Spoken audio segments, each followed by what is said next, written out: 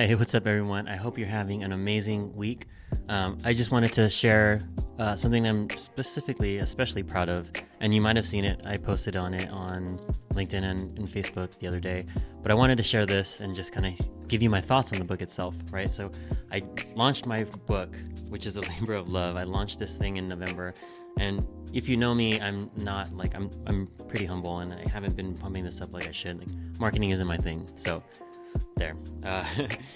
Creative is though. So I launched my book. It's called The 7-Figure Leader, Unleash Leadership Excellence. And don't let the title fool you. It's called The 7-Figure Leader, but it's really based on heart-centered leadership. And if you know me, you know my leadership style. And if you don't, hopefully you've seen some of my content and can understand where I'm coming from.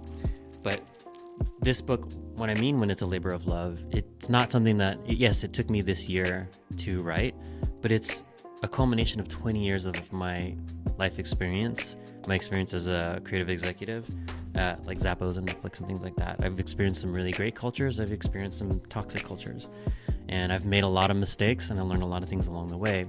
So this book is to help people avoid some of the mistakes that I made and hopefully accelerate your career as a creative leader or as an executive.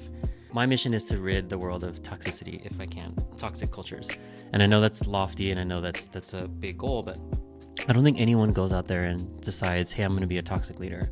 But unfortunately, what happens is people get promoted to a manager. Nobody trains them. They get taught how to learn. They get taught labor laws, harassment, discrimination, but nobody tells you how to inspire, how to motivate, how to communicate, how to build confidence in yourself. And that's some of the things that I lay out in this book, right? So this isn't a be-all, end-all. But if you want to lay a strong foundation, if you're earlier in your career, or even if you're an executive who has it all together, this lays a foundation for where you can build your career on, right? So it's based on the pillars, these 3 C's that I have, and they build on each other. You have to do these in order. You can try to do them out of order, but it's much harder.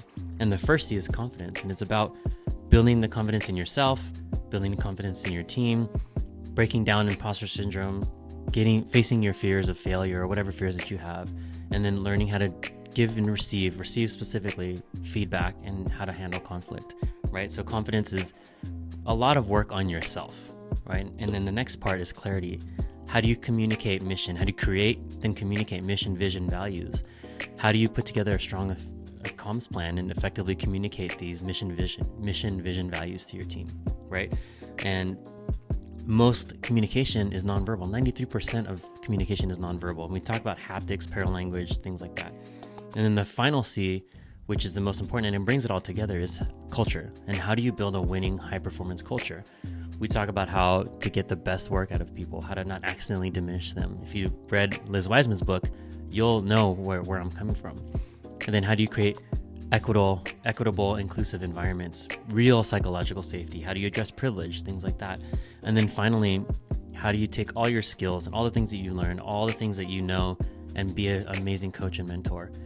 So I really, really put a lot into this book. It's mixed with my personal stories, things that I've learned, the mistakes I've made, like I said. So if you are looking for something to help you in your career, in your leadership journey, or just maybe even just make you a better person, please pick up the book.